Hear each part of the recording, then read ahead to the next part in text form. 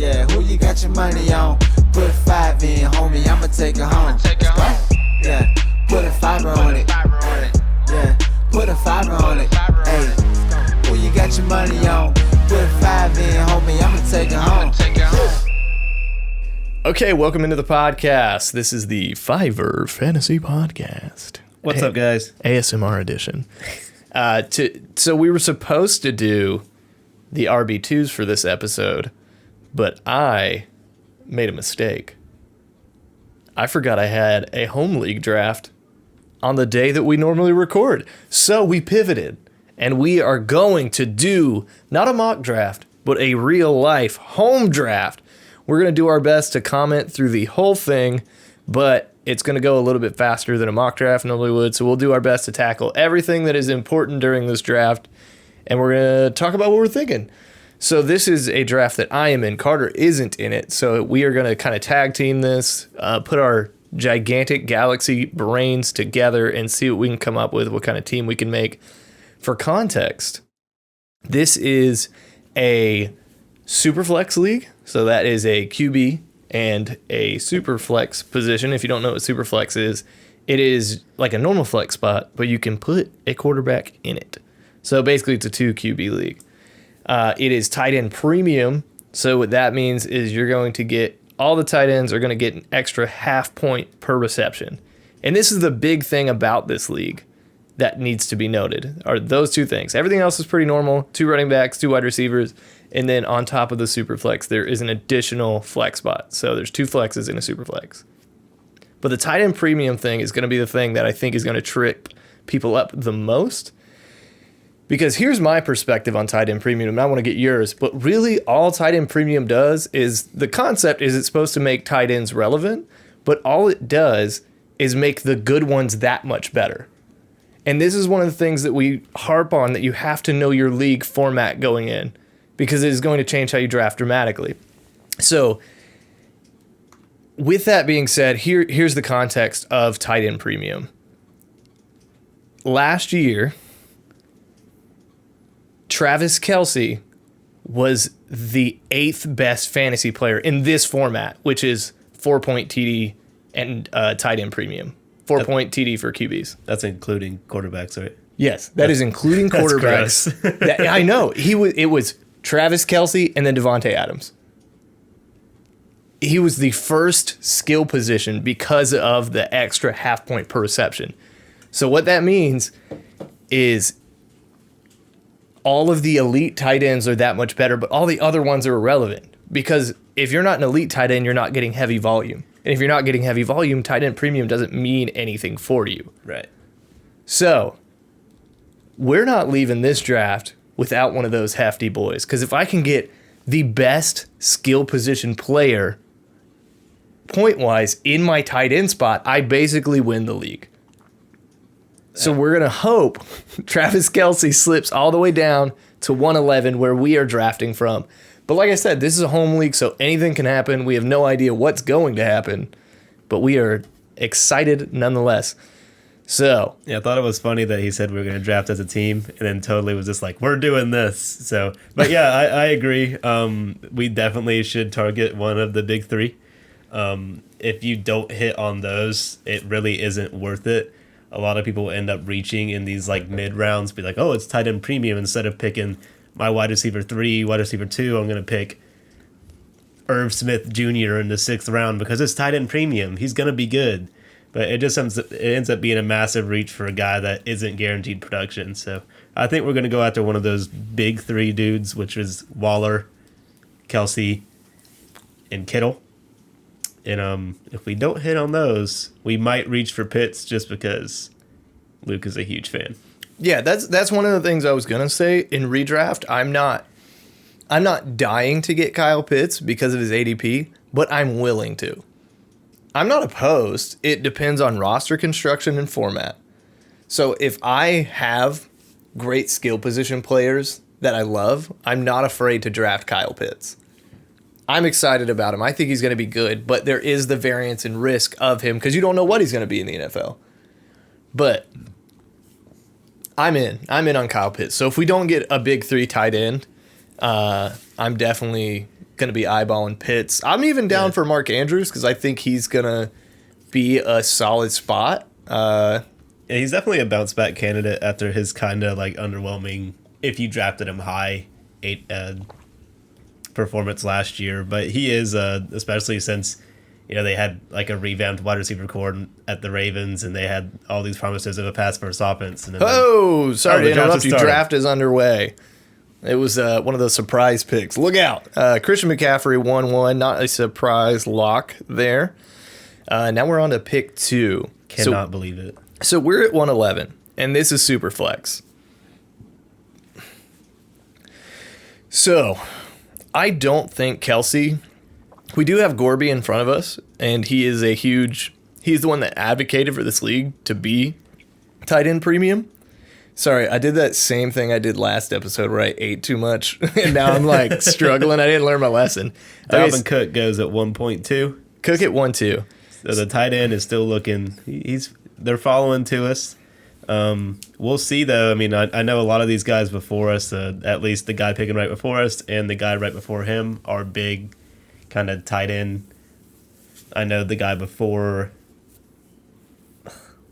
at 1.9 is a big Kittle fan, and then we have Kelsey right after that. So we might be looking at Waller. Is that someone that we're willing to pick at 1.11?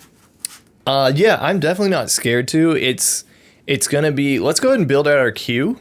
So in my opinion, honestly, like what I was just talking about, I think Travis Kelce is probably the guy I'm going to want to draft first based off of this format because of the 4-point QB. 4-point QB TDs is what makes me not as like eager to draft a quarterback that early. I'm down to get a QB on the turn, and I think we might be able to get away with a Lamar Jackson at 2.2. That would be really cute. It would be cute to be able to do a but I mean these tight ends are I'm hoping to leave with a Kelsey or Waller here at the top.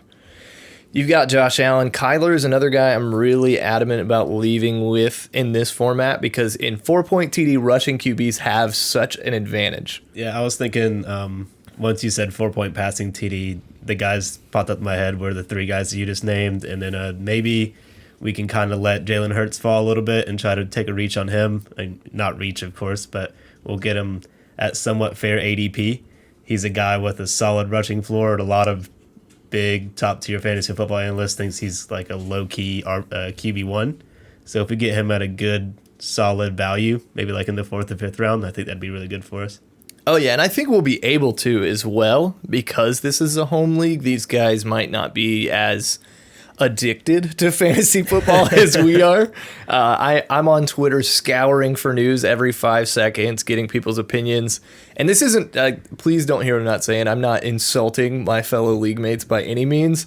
I'm just emphasizing my massive addiction to this game. No, we're definitely big nerds. So It's definitely not a rag on somebody to not be super in-depth into fantasy football like we are. I mean, I'm on the app literally every day trying to trade in one of my dynasty leagues or trying to set up a redraft league to join in. So it's definitely an addiction. So never feel bad that you're not addicted to fantasy football. Like it's probably for the best. I laughed at a tweet I saw the other day. It was I don't remember if it was an actual article or if it was just like a Onion article, and it was like local man spends 300 hours on fantasy football to win $100. And I was like, yeah, that checks out. Stonks. Yeah, stonks, baby. Look, babe, I made $100, but it only took me 5 months to do it. Kelsey just got picked at the 1.6. Yeah, okay. And I'm pretty sure Gorby's gonna go Waller, just because he is a Waller fan. And this is the cool thing about home leagues is that you know these guys, you know who they like, so you have kind of an advantage ADP wise when you're trying to play the ADP game. Who's gonna fall, who's not. So if we miss out on the big 3 tight ends, I think that the pivot that we'll both kind of agree with is to go to maybe 1 RB, 1 QB. I definitely want to get a RB at this turn right here because there isn't a lot of good top tier running backs as there is like wide receivers. So I don't want to wait on picking our first running back.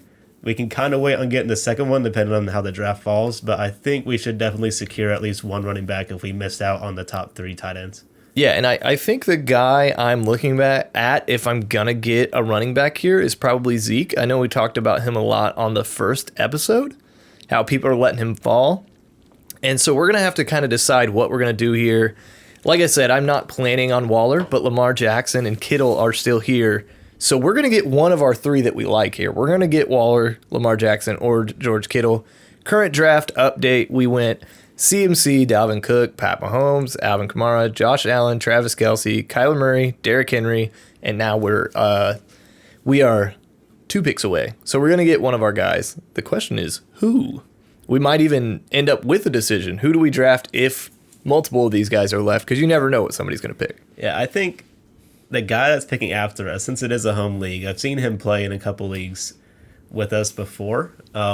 He, at least in a Superflex Dynasty League, waited a long time to pick quarterbacks.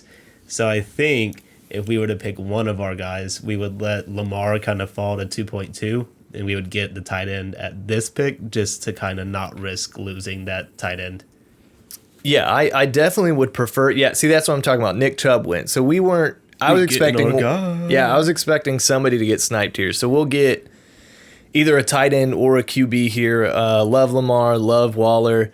I think we might be able to get Kittle on the turn if we want to get cute, because we're at 11 and the guy here on the turn. I think Kittle is a guy people aren't necessarily excited about from a home league perspective because of injury.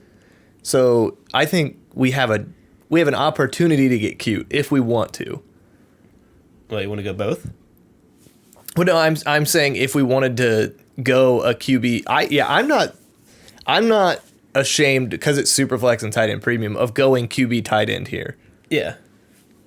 But that does leave us in a pickle running back wise. But this is what we talk about. Okay, yeah. So Lamar went off the board because he is a Lamar stan. So I think Waller is probably our pick here, right? Yeah, I think Waller is the safest pick. The Raiders wide receivers are kind of iffy core. He's a guaranteed wide receiver, tight end 1. And he's a solid pick, especially in tight end premium right here. Yeah, I'm checking his phone for something, I think. I'm pulling up. So this is one of the cool reasons I love Sleeper, and I do this all the time. So whenever you are wondering, like, if you want to get a perspective on how somebody finished based on your league's format, in Sleeper, if you go to the leaders section, you can click on settings and you can change it to stats in 2020, and it's going to give you the rankings based on your league's projections or your league's format. So that's how I was talking about Travis Kelce being so good earlier, because he's right there at 8 in tight end premium. And so this gives you a good perspective on your league, and this is what we're talking about when we say know your format. Is you can use this tool to really get a perspective on who was good last year, who was bad, and why. So that's a good thing to do prep-wise before your draft. So we've got 30 seconds left to pick, and we're kind of milking it just to talk about our stuff. But I think we're going to go Waller because he ended with 330 points. So he's 30 less than Kelce, which isn't too bad at all. Yeah, that's not bad at all. Yeah. So I'm cool with going Waller here. Let's lock it in. So what are we going to do next? So this guy's on the turn. We like Zeke. We're talking about leaving with a running back here. Kittle will probably go ahead and take off of our queue because we got our tight end here, and this is one tight end. Yeah, what I think happens here is I think that he's going to go RB if I know him right. So we're going to have, if he doesn't pick Zeke, I think that we will probably go Zeke.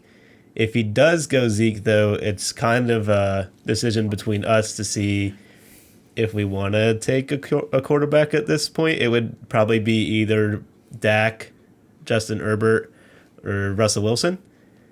Or we could take a look at Tyreek Hill or Devontae Adams. Yeah, there goes Saquon Barkley, his first pick. And there goes Najee. So Zeke's available. I think that's a really solid core. Because Zeke is a guy that's steady, he's sturdy, it's full PPR, so it's 1 point per reception. He gets volume there.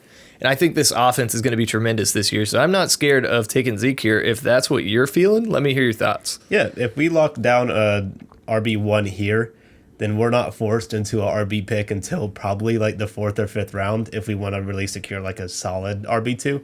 So if we get one here, we're not forced to pick. We can really pick the best available next round. Where like if we didn't pick, then we were kind of forced to pick a RB next round because you don't want to start guys like Darrell Henderson as your RB1. The only thing I'll say, which is a concern, is that we are on the turn, so it is a long way away from our next pick. And if we don't get a QB, we might get screwed by the run here. So we're taking a risk, running back or QB. What do we want to risk? I would risk. I think we'll take the RB here. I think there's a lot of quarterbacks that have really high upsides that won't go super high. So we can wait. I'm not too high on like I think Justin Herbert would be a reach there. Dak is kind of concerning me with all this bad shoulder news that's coming out.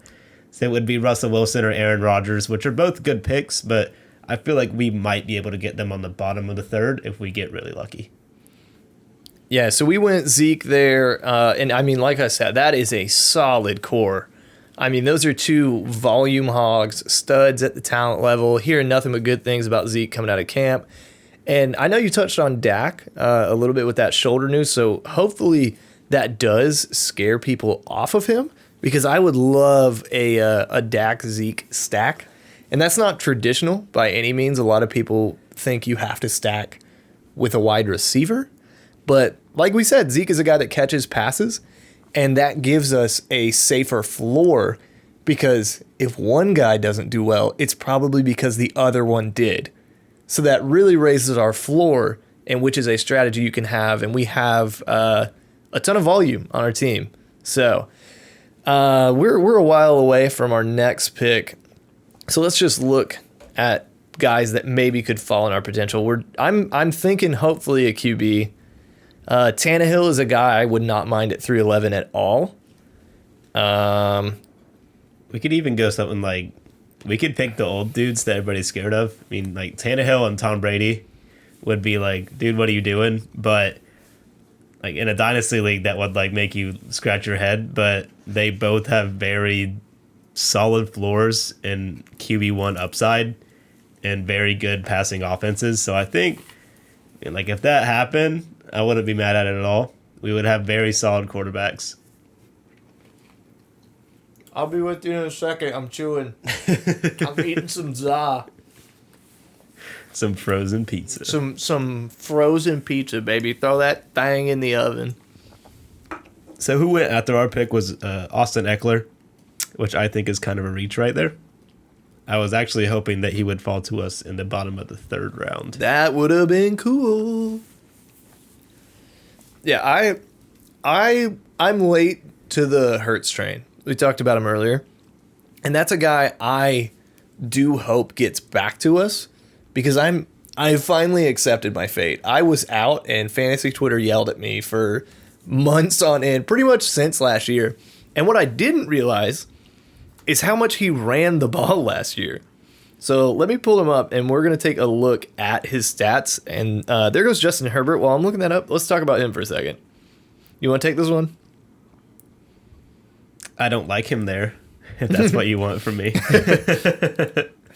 Okay. Check it out. So we talked about how rushing QBs have a major advantage in 4-point TD. So check this out. Hurts, in his limited action, didn't get to play much, went 5 attempts, 18 attempts, 11 attempts, 9 attempts, 8 attempts. And he ran for 29, 106, 63, 69. Nice. 34. I don't have the math off the top of my head. I'm sorry. We're live drafting, so I don't have time to do some math for you. But the point advantage you get from rushing is ridiculous. Yeah, I think he's on an improving team, and just that rushing floor is just going to be so nice that they're building an offense around them. There was kind of whispers of a Deshaun Watson trade, which I don't think would ever happen. But his rushing floor, I mean, I'm doing the quick math for you. I mean, that's like in the game against New Orleans, it was an extra 10 points rushing. The game after that, 12 points rushing, 7 points rushing, 3 points rushing. I mean, that's kind of like 3 points rushing, 4 points rushing is kind of small in the grand scheme of things, but it's that bonus every single week compared to somebody who's just throwing the ball, maybe rushing 1 or 2 times a game. Yeah, that's such and we're talking about floor and ceiling here. That's an advantage, having that on top of your passing yards and touchdowns. And so that's why we keep harping on that is an advantage in 4-point TD, because the guys, it's an advantage in 6-point, but the playing field gets evened out a little bit for the guys in 6-point. Like a Tom Brady in 6-point TD has an advantage because he has the potential to throw 3 to 5 touchdowns in a game. Yeah. Which eliminates, that kind of makes up for that. But in 4-point TD, what we were saying a second ago, 4 points for a touchdown is 40 yards rushing. So every 40 yards Jalen Hurts is rushing is an extra touchdown. And he was averaging that on top of his passing volume. And now we've got better weapons. So we've talked about Hurts a lot. I was out, but now I've accepted it. I'm in because I didn't realize he was running as much as he was. Yeah, the equivalency that would kind of help you guys understand what we're talking about if you don't play Superflex and you're just playing like 1 QB leagues is that, you want your running back to get targets and catch the ball the same way that you want your quarterback to get rushing attempts and rush the ball, because that's just extra points added to their floor every single week. My bad, that was me. my me. I don't know how that happened. I panicked. Yeah, that's a good point. I've never thought about it like that, like kind of equivalent to a pass-catching running back, having that extra gumption. All right, let's see what we got so far going around. You got, we talked about Herbert went, and then you got Kittle, and then you got Jonathan Taylor, and then you got Dak Prescott. So Dak's not going to fall too far. Hoping he was going to fall further, but there are good reports coming out about him that he's doing fine. And so a guy people don't like for some reason is Russell Wilson. I think because of his inconsistency. But I mean, I'm down. We will be picking him if he falls. Yeah, to us. if he falls to 311, I'm in. So it's like that's a no-brainer. But it is going to be a while until we pick. Let's see. And no-brainer picks to me if we get to this 3-4 turn. I would pick Russell Wilson, Aaron Rodgers, Jalen Hurts, Tannehill, and maybe, if we're feeling saucy, Trevor Lawrence. T-Law. Hey, after those preseason games, I don't know, man.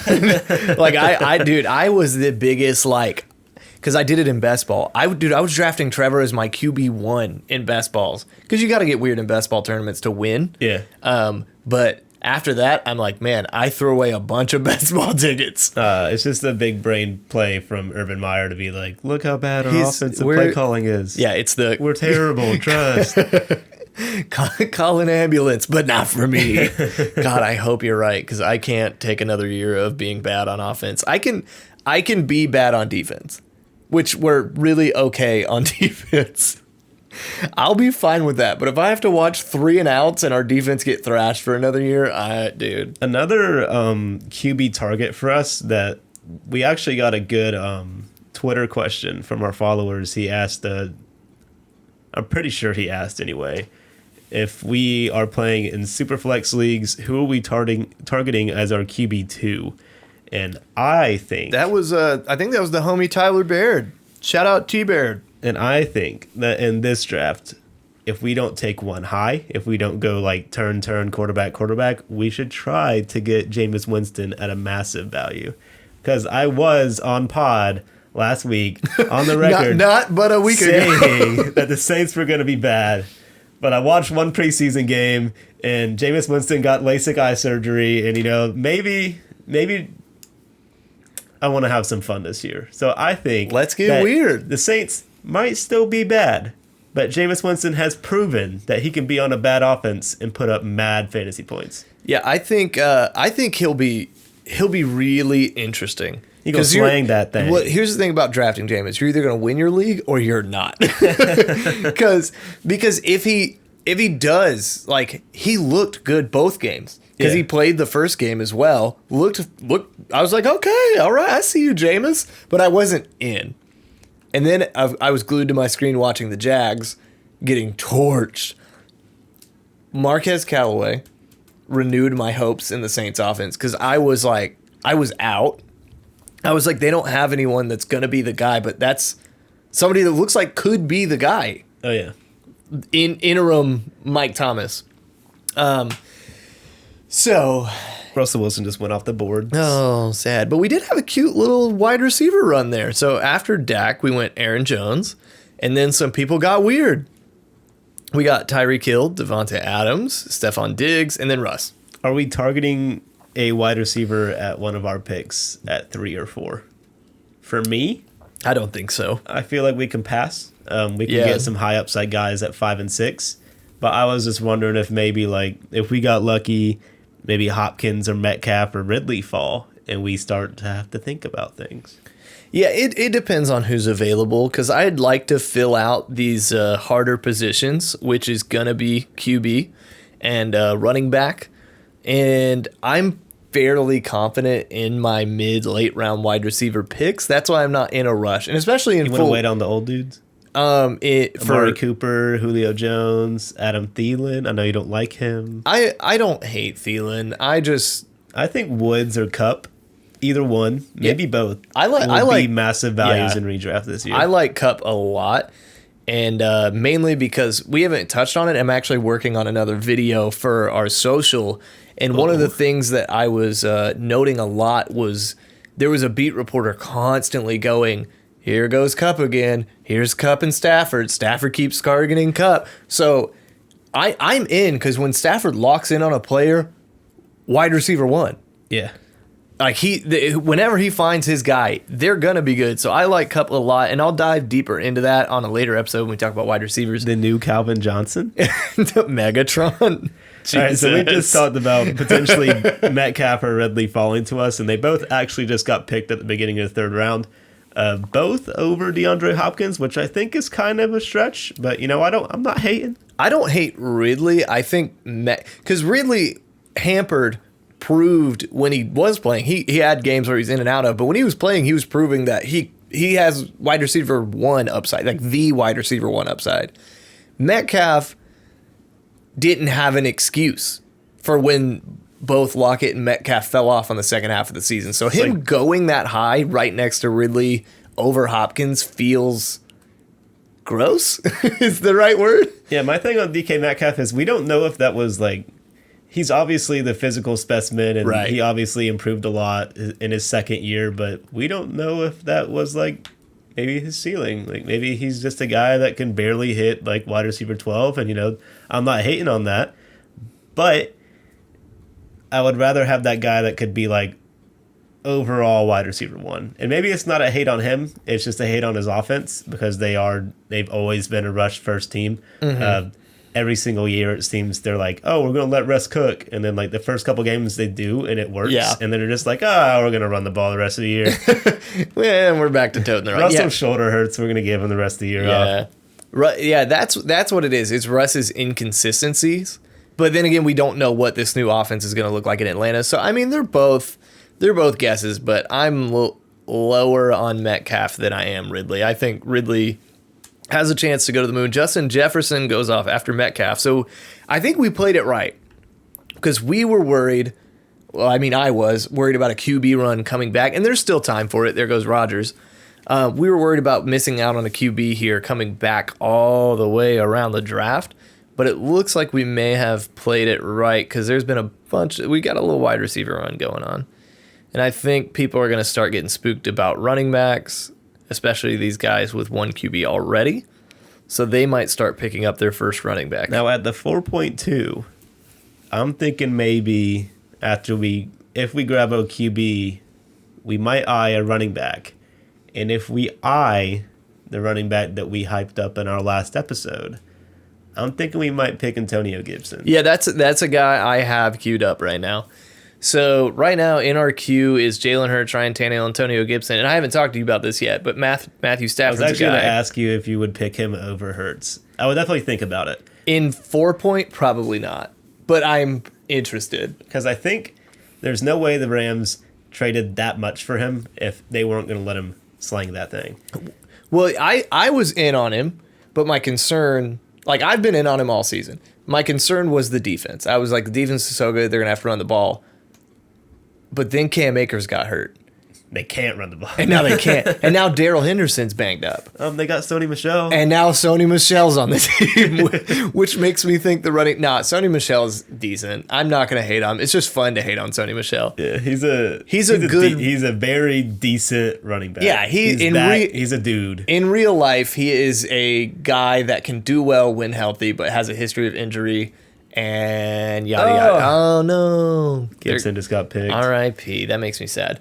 But anyways, back to my point. I'm more in on Stafford now that their running game is worse because I think they are going to, instead of going, hey, we have to have the same amount of rushing volume, they're going to move the ball with short yardage throws. They're going to go, do we want to give it to the guy we traded for in Matthew Stafford, or are we going to hand it off to Sony Michel? They traded for Sony Michel too. Oh my God, we have to draft Sony Michel right now. Sony Jesus. RB1. But just to make note of this guy that just picked Gibson actually is taking Kelsey, Prescott, and Antonio Gibson, which were like our three guys that we were kind of aiming for. So Yeah, that's a hot draft. I think he's our biggest fan. Yeah, I don't even know who that is. I have no idea. Someone just drafted Joe Mixon, and it makes me want to puke. More like Joe Pick is in. Am I right? No. Am I right? No, you're not. The pick is in. Okay, so we still have Hurts, Ryan Tannehill, and Stafford on our board here. And with how far Pitts is falling, it kind of makes me wish we would have waited for Pitts. But then again, I know what I have in Waller. I don't know what I have in Pitts, so I'm not going to stress about it. Clyde Edwards-Helaire. What do we do with Clyde? I think we would pick him. Maybe not at the 3. At the 4-2? Yeah, because this guy doesn't have a quarterback Right. after us either. Mm-hmm. So I think if we skip the QB, he's going to go QB, and we're going to be boned. So we'll definitely pick the QB of our choice, and then we'll just pick the RB of our choice that falls to us, which would be Clyde. I think that my guy for this year, Monty, is a solid pick there as well. Maybe even DeAndre Swift. He's more of a guy that's been hyped on Twitter. I think that the only way that Detroit is not the worst offense on the planet ever is if they just give Swift the rock like 30 times a game. So maybe he will be a fringe RB1. I think that the likelihood that players in good offenses like Clyde, and I don't want to say the Bears are good, but they proved that they were pretty decent last year, and Monty. So I think one of those guys, I wouldn't hate being our RB2. Yeah, and Clyde is apparent. I was spooked by the ankle sprain, but apparently he's fine. Okay, so it's our pick. So Tannehill went off the board, AJ Brown, Keenan Allen. So now it's us. We have Jalen Hurts, Stafford, and Clyde in our queue. What do we do? Now, here's a thought. Is that if we go QB, oh, you know who's totally slipped my mind? What's up? And who's down on ADP right now? Jimothy? Yeah. Yes, good call. Yeah, him at the 4-2 could be dank. I think we don't want to pick him here, but I think I would rather have James Robinson over either of those players we were just talking about. And I totally about Clyde or Monty, at least in redraft. Yeah. He's proven. Real quick, yes. Hurts or Stafford? I think, like I said, because it's 4-point, I want to take the upside of Jalen Hurts. Because I was concerned about the Rams defense. Or the safer player. I think, obviously, Stafford has proven that he's the better quarterback and the safer option. Mm-hmm. But that rushing floor is like, do we want to go it? It's really not, like, it's a... It's a win-win either way. I mean, we're getting one of the guys that we wanted. It's just the choice of preference right here. I think let's look at what his points were. 18, 34, 18, 17. That's not great for your QB1, but I think he's going to be better, and that's what everyone's saying out of camp. And we've got a pretty safe team for our first 2 picks. Let's get some risk. I think let's go Hurts and see what happens. that pick hurts. Nice. No, it doesn't, though. We wanted him. Feels good, man. Feels good. All right, let's see what this dude goes on the turn. And this is one of my favorite spots in the draft, honestly, is 111 because of what the information you get in the ADP game. Yeah, because you can look at the guy behind you and be like, he's definitely not picking this player. Right. He has 2 running backs. There's not a chance he goes running back. I mean, this guy, again. We don't know. Hey, that's fair. All right, so what? Okay, so back on the turn. So what are we thinking? We have Stafford, Clyde. What else are we thinking? I definitely don't want to draft Swift because he's got that groin injury. And I would like Jimothy here. You want Jimothy? I like Jimbo Slice as well.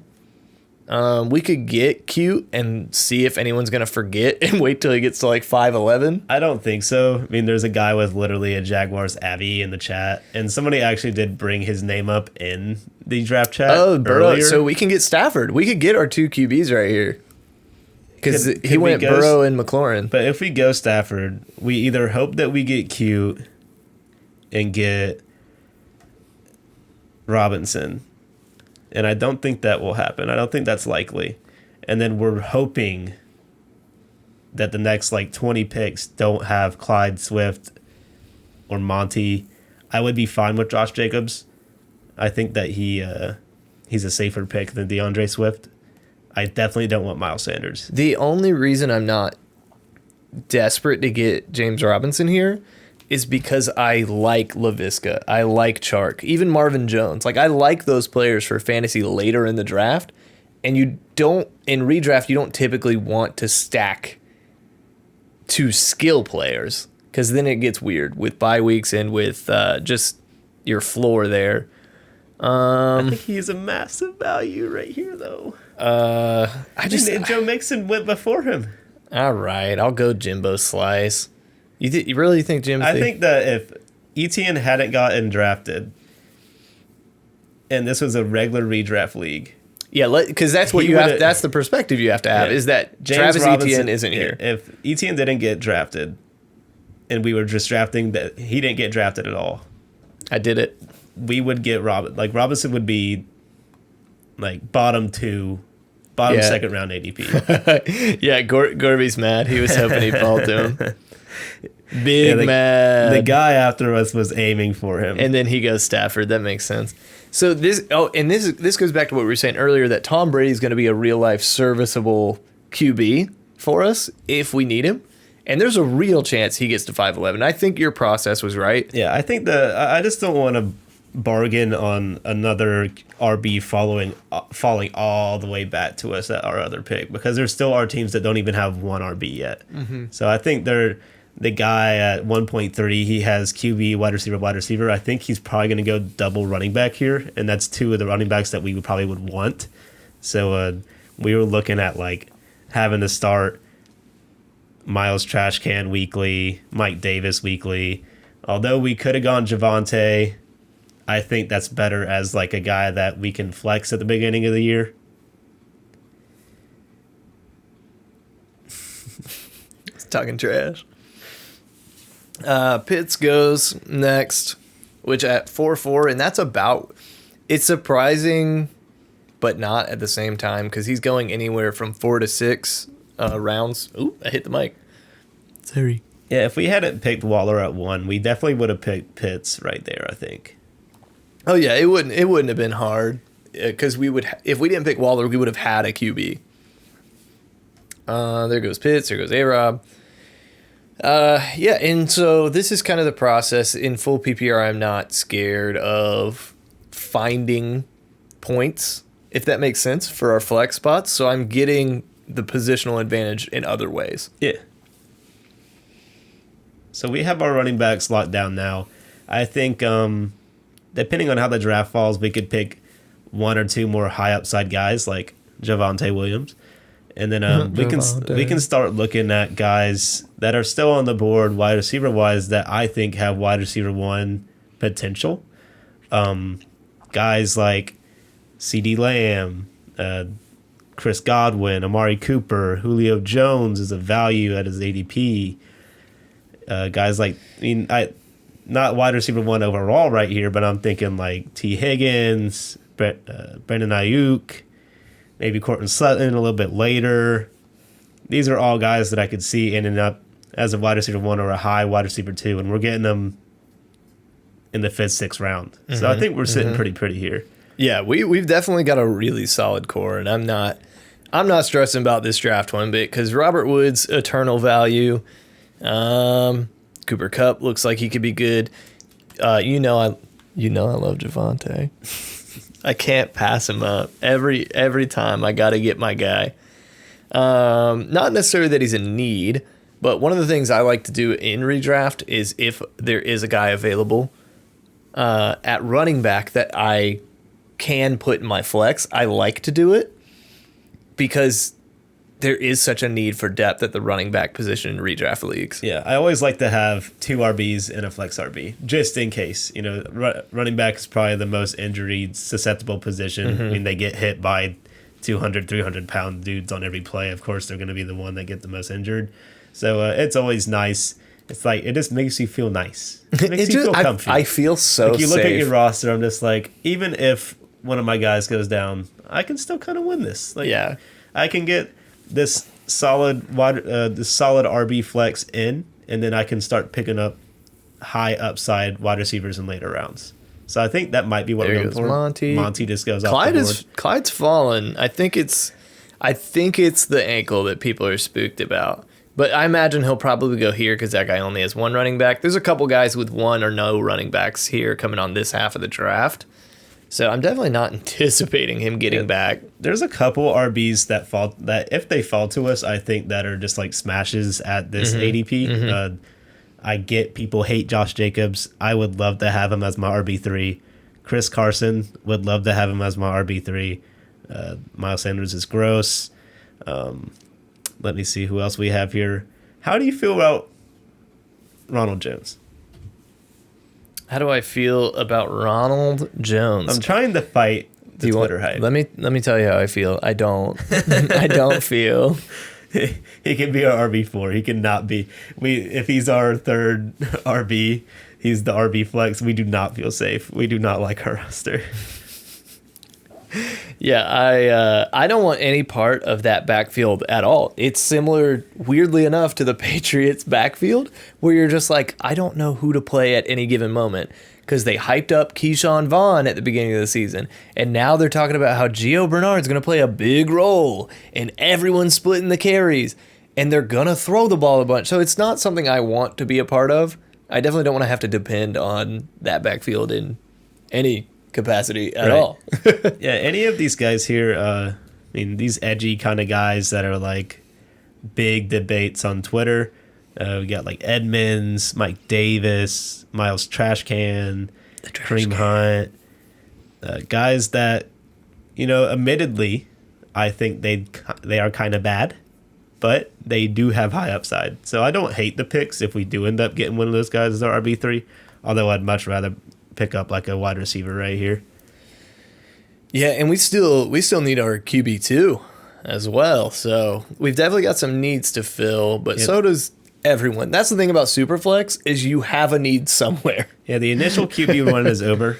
Tom Brady went out the board at 4.6, and now it seems like everybody's kind of settled in their one quarterback. Maybe they'll kind of reach a second and get their second one.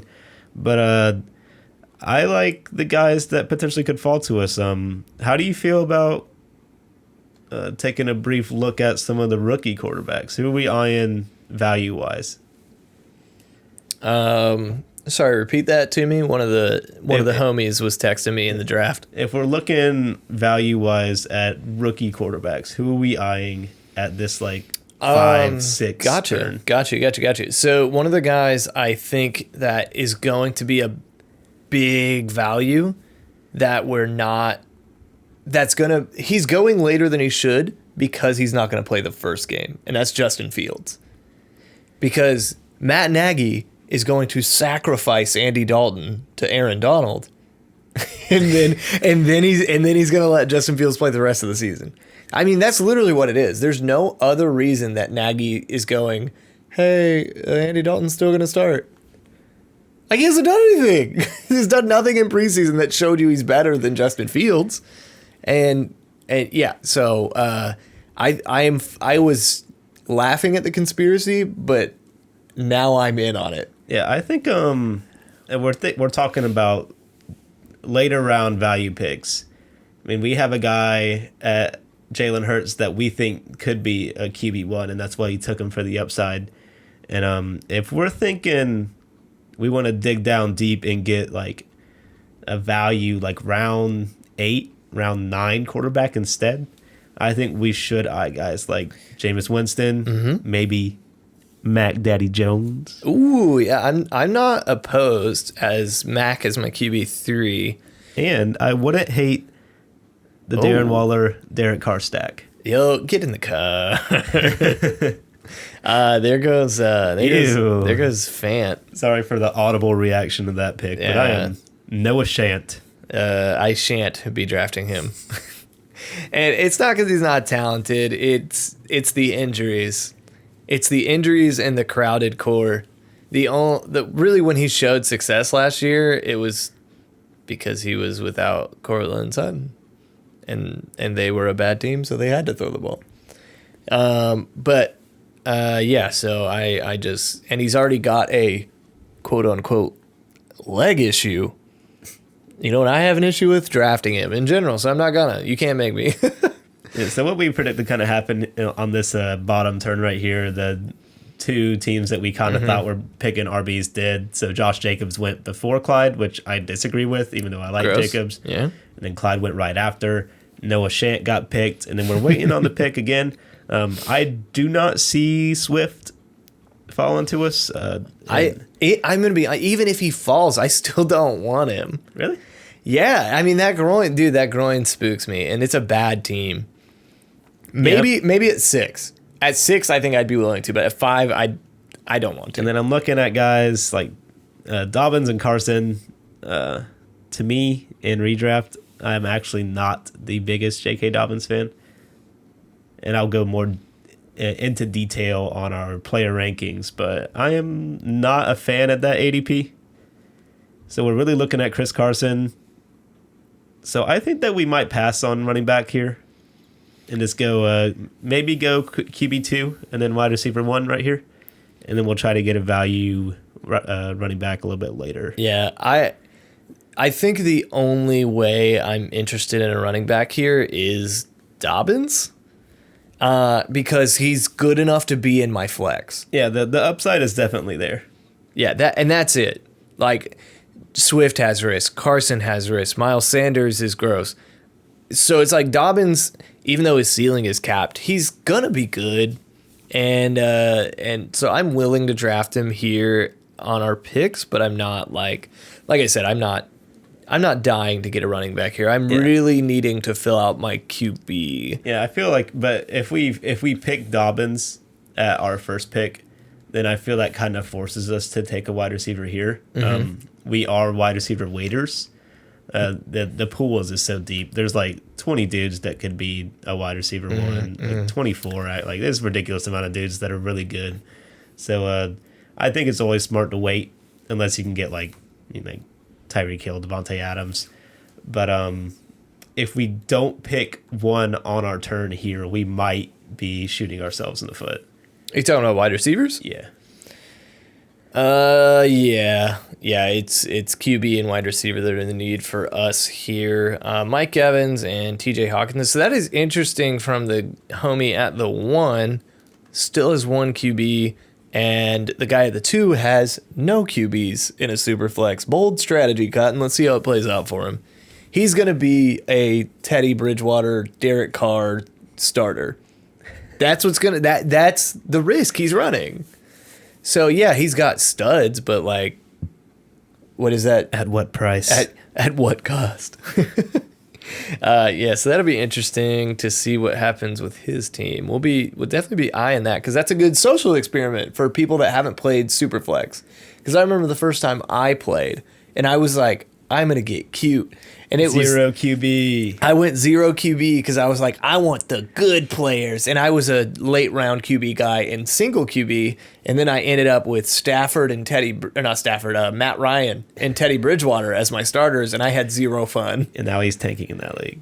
Yeah, and that was a dynasty league. In redraft it's not as bad, but dynasty you cannot wait on QBs. They go early and often. Now, at what point do we start targeting a second? Oh, Jameis Winston goes pretty high at 5.3.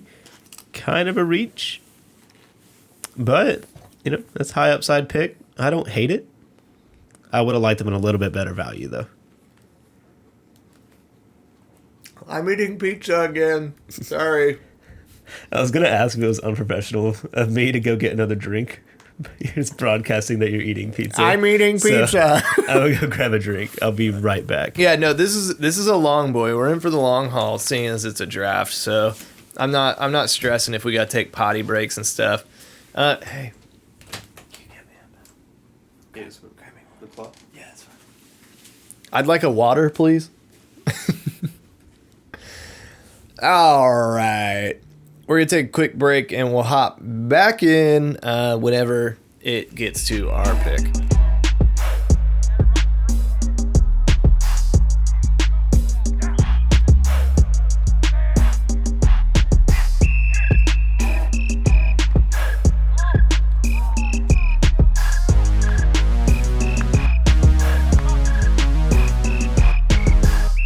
Okay, homies, we are back in action. Right now, we're at the 5-8. So people that went off the board while we were taking a little break were Miles Sanders, Trevor Lawrence, Amari Cooper, DeAndre Swift, which is interesting because, like I said, that I try not to draft lingering injuries.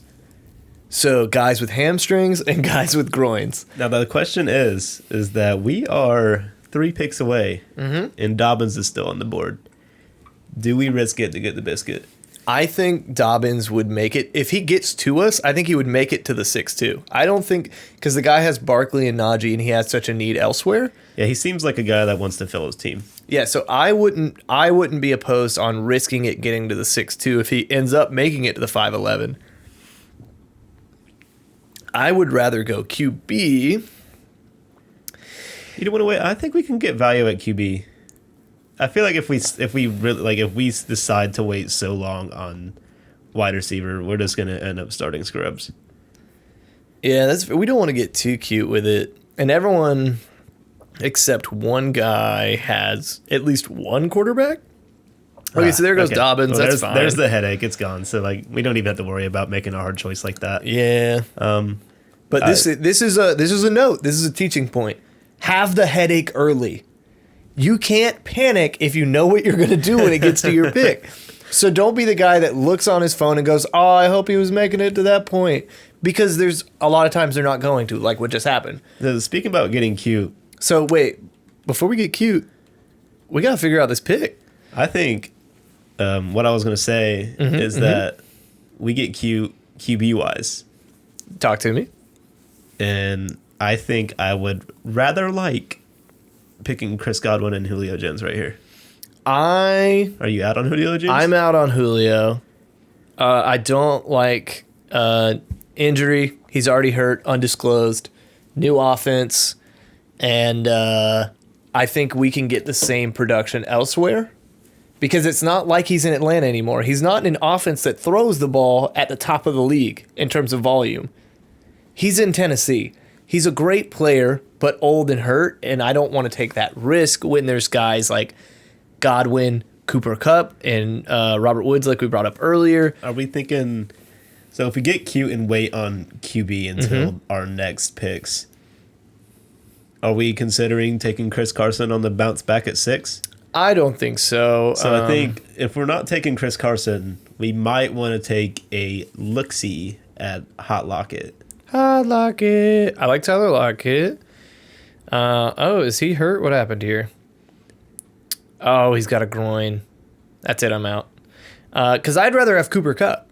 I'd be down to go Godwin and Kupp because I think that's a really solid core at receiver. Because Godwin is a guy that's going to give us that PPR volume. He's your possession receiver. Now, granted, he's got competition with Antonio Brown and the rest of the crew there for volume. But I'm still fine with him at this. Okay, there goes Godwin. Never mind. So we have Tua, Fields. Fields, I think we could probably wait on because I think people are going to be scared of that not playing in week 1. So I'm going to go ahead and take him out of that queue and just hope he makes it later. So what are you thinking? We've got Tua, we've got Kupp, we've got Lockett, DJ Moore is here. Robert Woods is here. Who else we got available? Deontay Johnson's interesting in PPR. I think Javonte Williams will make it later. Oh, we're at a pause. I don't know what happened. Somebody taking a pee break? Oh, he turned on his auto on accident and got auto-picked Godwin. So maybe they'll remove it and Godwin can make it back to us.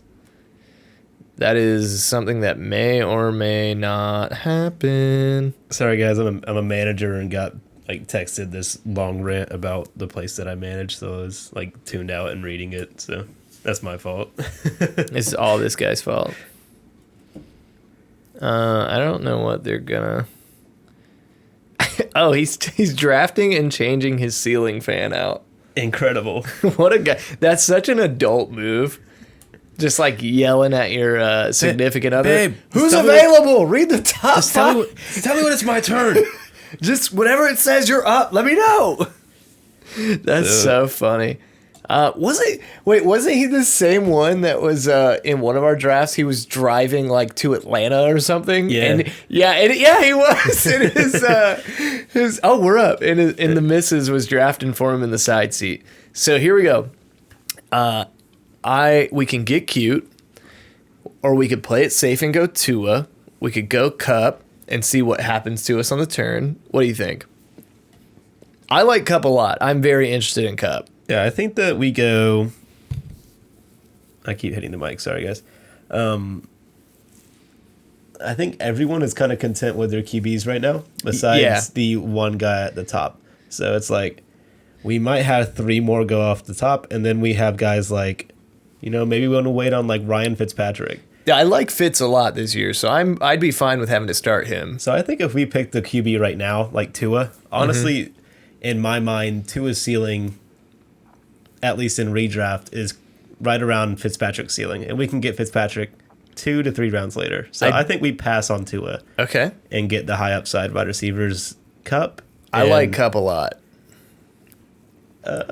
We can't go wrong either way. I would go Kupp. I think I'm going to go Kupp. And then, Lockett, Deontay Johnson, that's a toss-up for me. Either way is fine. I don't really have a preference when it comes to those 2 players. I won't hate the pick either way. Okay, so there's Kirk Cousins? See, I'm glad we didn't pick right there. Okay. Hot take. I mean, that's... Okay, we're hating on Kirk Cousins, but he's fine. A solid guy. At your QB2, he's fine. Especially with Jets there, you could do worse at your QB2. So we've got Lockett, Deontay, and like I said, I don't like drafting guys with groins because it's something that lingers, and you saw that with a lot of players. You saw it with Kenny Golladay last year, who again is hurt with the same hamstring, which is why I'm not drafting him anymore. I was in on him. I'm out. Side note. I'm out. And so I don't like drafting someone that is going to have a lingering history. They call it the camp string, and because training camp you pull a hamstring and then into the season you go. And so I'm probably going to remove Lockett, and also that's a guy that possibly could fall back to us at 7-11. Yeah, he's a guy that most people for some reason just feel kind of icky taking, and feel icky. I'll take the guy that was a wide receiver 1 the last 2 years. Yeah, I don't hate drafting him. I just didn't know he was. We'll dodge the injury and go Deontay. Yeah, especially because it's PPR. I like Deontay a lot for PPR. Now, here's one of the things we have to consider with Deontay is I also like Juju a lot. He was wide receiver 18 last year. Yeah. So in PPR. Yeah, and so you have to make these decisions in your draft. If I draft this guy, I'm not going to draft the guy later. But here's something interesting that I heard from the Fantasy Footballers podcast. They were saying a bunch of guys did a study. I'm quoting a quote here, so I wish I could give the original guys credit. But they were saying that most of the time, I think it was something crazy. It was like 80% of the time when you're, we'll talk about it in a second. That was, that junk hurted. Okay, I'm tilted. Anyways, so whenever you're facing two guys on the same team that are both good, it was like 80% of the time the guy that's higher in ADP finishes better, like in terms of value. Yeah. So oftentimes just go with the ADP. Yeah. Like you want to get cute and go with like, oh, well, this guy's later, so I'm going to pick him because I think they're both good. We're not going to get cute. Deontay's a great player, PPR machine. We love it. I am perfectly fine with that. And now everyone's probably popping off in the chat. Yeah, you got about the flame emojis. That breaks my heart because I did not think he would go there.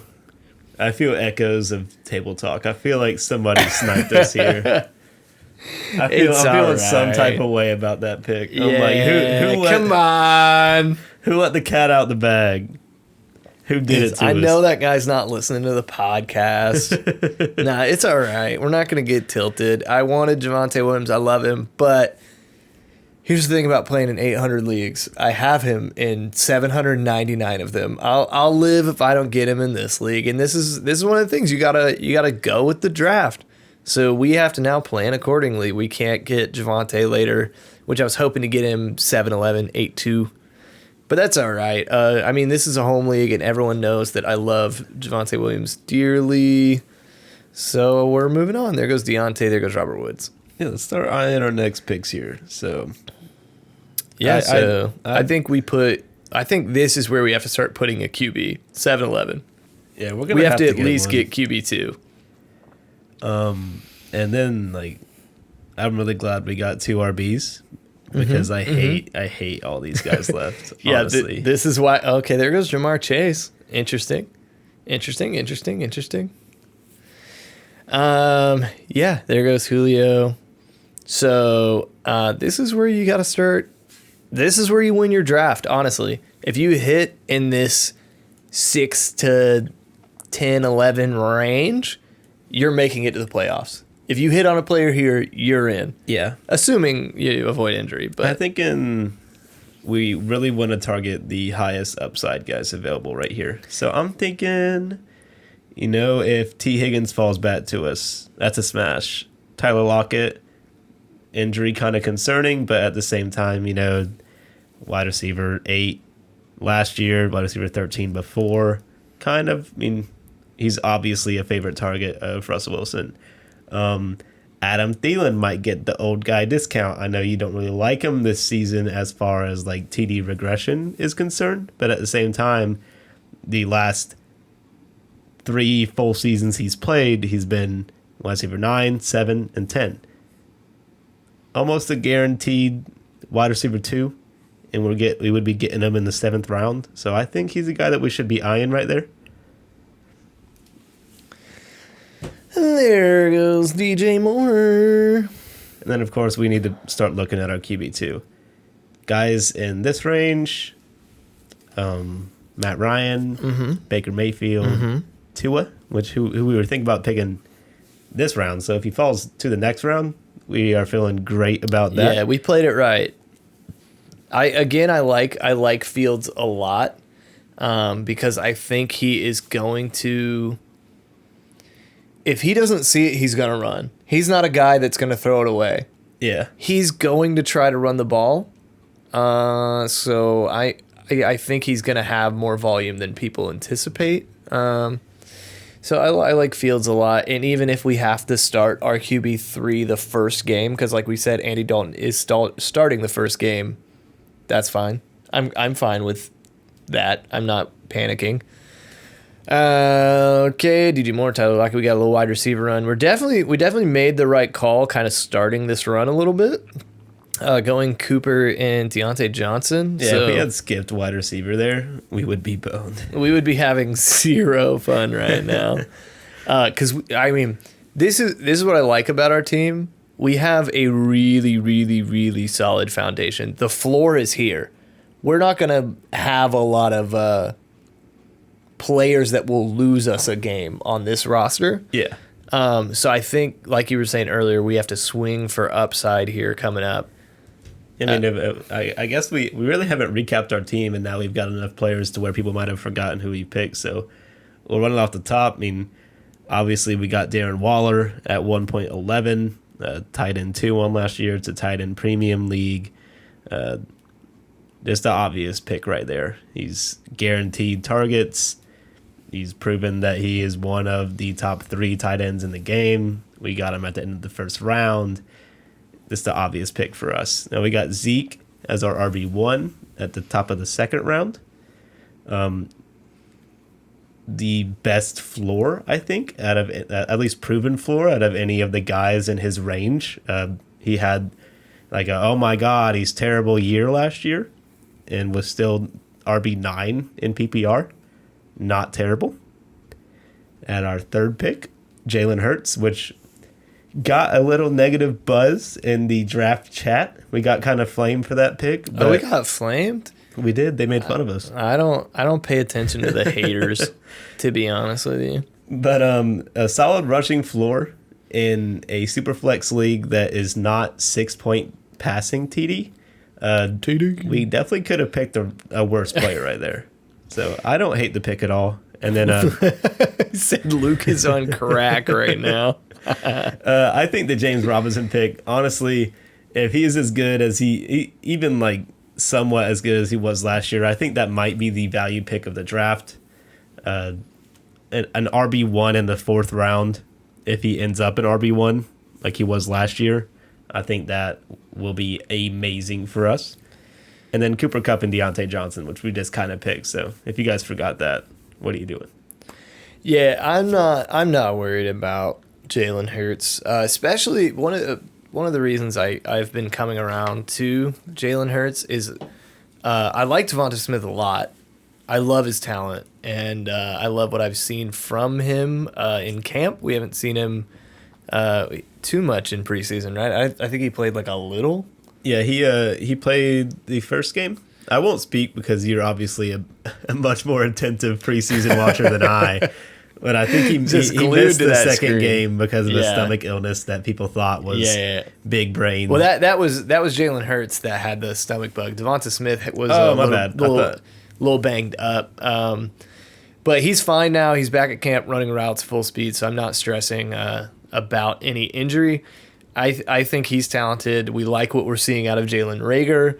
And then you've got Quez Watkins, which I think people aren't taking into consideration with Jalen Hurts, because you saw what he did for Joe Flacco in the preseason game. I don't know if you know the play I'm talking about. Oh, I know, yeah. Like the 90-yard touchdown. Yeah, he literally threw him a 5-yard screen to the crib. And Quez Watkins took it 90 yards because that's his thing. He's fast. Like he's a speedster. You give him a gap and he's taking it. And Nick Sirianni clearly knows that with that play that he drew up for Quez Watkins. And Quez is a guy that's been getting hyped up. So this is a completely revamped receiver core, in my opinion. Dallas Goedert's there. Zach Ertz is still there and apparently is going to stay. Ooh, excuse my burp. But, yeah, and this is the kind of stuff I'm talking about where I came around on Jalen Hurts. I wasn't in. And even though Zach Ertz probably isn't going to be too fantasy relevant, he's going to keep the ball moving. That's always been his thing. He'll find a gap, sit in it, and he's got sure hands. He's going to catch it. Yep. So he's probably not going to be a 10-target, 8-reception guy anymore. But him on the team is good for Jalen Hurts, and it's good for the offense. So I have talked myself into Jalen Hurts. I've been teetering on the fence, but we've harped on Jalen enough. I'm going to take a little break because we are at the opposite side of the board here, and we will come back shortly. Momentarily.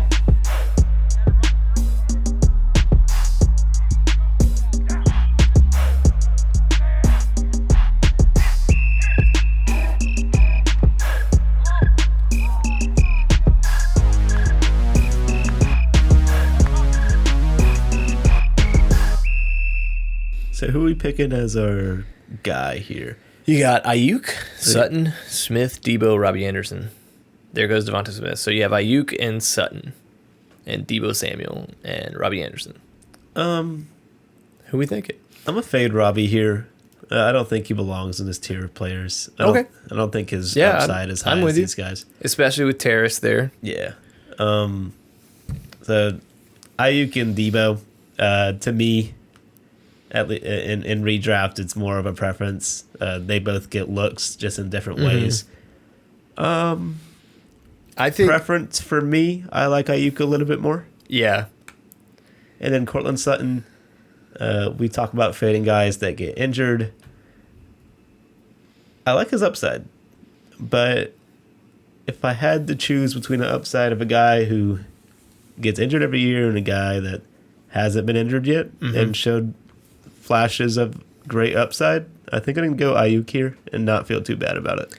Yeah, I think Ayuk, and it's mainly leaning on that stat we said earlier about if you have a kind of split decision between two guys, just take the guy at the higher ADP. Take the dude. Not because he's a better value, but because of statistics. The fantasy community is obsessive, and the people that are coming up with this ADP is based on drafts, and the people that are mock drafting are the people that are obsessed with this. So I think I'm going to lean on the ADP here and trust that they're picking the right guy. I like Debo. I have him in a lot of Dynasty. But, yeah, I think Ayuk is the guy here, in my opinion. I was actually going to ask you if you would think about taking Mike Davis. I would not. So I'm glad he went. So we'll go Ayuk. I don't like Mike Davis because his end of season. He had that good stretch and then wasn't good, and it was propped up by PPR volume. Mike D. After his big 3 games, his fantasy points in full PPR went 8, 3, 7, 3, 4, 14, 8, 21, good, 6, 8. And that's in PPR where he was getting PPR volume. He was getting 5 of his points was just catching the ball. So that's why I don't want Mike Davis. Because I had him a lot last year from waivers. And after his first couple games of exploding, I was like, I can't sit this guy ever. And then he did nothing for me for the rest of the season. His upside is too high. I can't do it. I can't draft Mike Davis. They paid him like $1 to come play football. Like, people think he got paid like workhorse money. He got paid like a nickel. So I'm out on Mike Davis. I won't draft him at all. There goes Gasicko mode. Made this here with all the ice on it. Boo. Good for him. Good for Mike Gesicki. I'm really happy for him. So speaking of getting cute. Oh God, what are you thinking? Real cute here. What are you thinking? Not now, but maybe in the next turn of picks at like 10. We potentially think. Talk to me about taking Mike Thomas. I need to check if this league has IR spots. If it has IR spots, I don't mind, but I'd rather have depth that I can play. Because he's going to be out for. If they don't have IR spots, we should leave. Then you should not be in the league.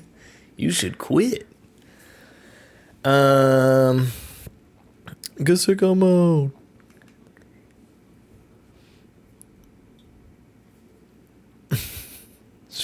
Swaller.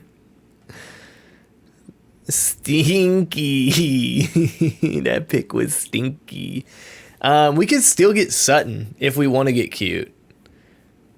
But I don't think we should, because there's a couple of guys who still have 1 QB, and we could really get burned in the QB department if we don't grab one. I think we shore up our superflex here and just grab the guy. So do we take Baker or Fitz? So okay, we couldn't have gotten Sutton anyways.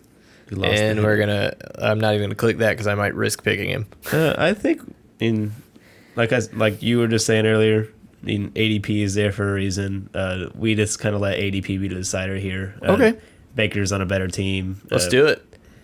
We'll just go with him, and then hey, we could get lucky and Fitz could fall and be our QB3. Yeah, if Fitz is my QB3, then I have great streaming options between the 3 of them. I can mix and match whatever the best play is. So I'm cool with that. I think I like our roster a lot right now. It's not great for Superflex, but because of the format, I'm not worried about it. Because Darren Waller is going to score more points than Baker anyways. Yeah. So that's why I'm leaning on the tight end premium here. Tight. And and he got Anthony Schwartz. Baker Mayfield did. Yeah. Deep threat guy. That's always good for QBs. You see it with Deshaun Jackson. Anytime Deshaun Jackson's on a team, the QB is better. And then you got, let me preface, I am not calling Anthony Schwartz Deshaun Jackson, but just having that deep threat ability to throw a bomb and it go for 90 is nice. Odell's back, and I'm sure hungrier than ever. I can only imagine being out as long as he has been. And then, Jarvis is still there, and you have all the great tight end options that he has. You've got Kareem Hunt catching the ball. It's just going to be an up and down game with Baker because you never know when he's going to throw touchdowns. Yeah. So who are we eyeing here at our next 2 picks? We only have one flex spot left for our starting lineup, and then we just kind of start filling out our bench with the upside guys. But I was eyeing, and it is a little bit of a reach. We might be able to get him out later. Guys like Brandon Cooks, Tyler Boyd, and Corey Davis. I like Corey Davis. Do you not like Corey Davis? I do like Corey Davis, especially if we get him in our last flex spot, because what I have seen from Zach Wilson in preseason is he loves to throw it to Corey Davis. And the rest of the Jets roster is hurt. You've got Elijah Moore. I think it's a groin. Elijah Moore's hurt. You had they had another person that was hurt. Who was it? Another receiver. Who's on their team? I mean, Denzel Mims. Denzel Mims hurt people's feelings because he sucks. And they're upset about that. He made a play in preseason. Come on, give him his credit. Denzel Mims didn't ask to be on the Jets when they fell apart. Come on, don't hold it against him. So for me, again, like a QB in a 1 QB league, I would be looking to be like, all right, my gosh, I'm gonna just pick a bunch of dudes and shore up my bench. But now, I don't know if you know this, but Laviska Shenault is still on the board. I saw that. I also was looking at Marvin Jones. Yeah, I love both of them. I think both of those will be good values. Even though we have James Robinson, I'm not gonna be mad at value. Like, I try not to stack 2 skill players, but if I do, I'm not gonna kick myself over it. You don't want to. You got to assess the situation. There goes Trey Sermon. Okay. Now with Trey Sermon going that high, honestly, I wouldn't despise getting Mustard like this late. I feel like it has decent upside for the pick that we're getting him at. I would consider it, but a report came out today that he messed up his back, and he's already a guy that has been injury prone. I try not to label people that, but when you're hurt over and over again, but I don't know. I'd rather swing for a receiver because of the probability of it hitting. Yeah, for me, it's like it's just a roster preference between me and you. But right now, for me, like obviously we're gonna pick a good guy that we want to be starting for the rest of the year at our next pick here to shore up our starting lineup. But then I'm kind of eyeing the running backs right now. If Chase Edmonds or Ronald Jones falls to us, I honestly wouldn't hate them here. I think they both have very good upside. Like guys like Michael Carter, even Damian Harris. Damian Harris. Guys like that right now, I mean, I would have hated them like where we just picked, but now they're going to be 20 picks after. I wouldn't hate those guys. I think either one of those guys, either three of those guys would be a good value pick and kind of give us like a somewhat of insurance policy on the running backs that we have. Yeah. I don't hate Damian Harris. I hate having to start Damian Harris. So if he's on my bench, then sign me up. Like I'm not mad at that at all. Having that depth at running back, being able to throw him in a spot start. So he's a guy I'm definitely interested in. Yeah, the fun thing about redraft is that like you can pick guys that you personally aren't fans of, but you think that they might perform well at the beginning of the season and kind of fall off. So guys like Mustard, Colonel Mustard. I don't think people would really fall for Melvin Gordon, obviously because Javonte. But if either of those guys pop off, you could flip them for a pretty penny. A little player upgrade, 2-for-1 trade there. But there's a lot of good guys on the board right here. A lot of high upside guys that that's what I'm just digging through. I'm like, man, I did not realize there's a lot of guys that I'm perfectly fine with taking. So we've still got a good bit of draft that there is some relevancy here. Just to scroll through some of the guys I was clicking, we already had Fitz, OBJ, Robbie Anderson, Damian Harris in our queue. We're just talking about running back depth, so we added Chase Edmonds. Laviska Shenault's a guy I love. Will Fuller is a guy that I think is falling in drafts, but shouldn't be. Because he's already back out on the field. He was falling ADP-wise because he had that preseason injury that no one was talking about. But he's back at practice. Yeah. And he's still only going to miss one game. So Will Fuller's a guy I like getting on my bench. We added Big Ben, Curtis Samuel, Michael Pittman, Antonio Brown, Mike Williams, A.J. Dillon, Corey Davis, Michael Gallup, and Darnell Mooney.